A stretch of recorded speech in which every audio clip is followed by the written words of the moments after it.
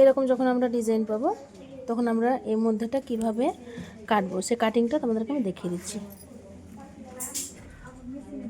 এভাবে ধরে একটু কেটে দেবো, তারপরে এই একটা ধার দিয়ে আমি কাটতে আরম্ভ করব।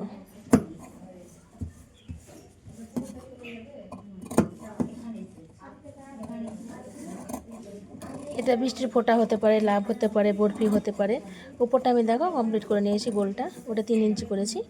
বাদ বাকি তোমরা যেটা নিচে করবে, যে ডিজাইনটা সেটা হবে। তো অনেকজনে কাটতে পারছো না জিজ্ঞাসা করেছো, তার জন্য আমি শুধু কেটেটা দেখিয়ে দিলাম।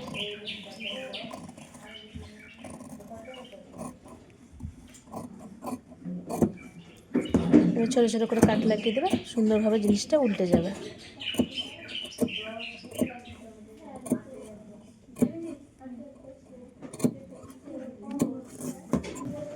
এবারে এটাকে আমি এভাবে উল্টে দেবো, একটা ধার থেকে উল্টাবো।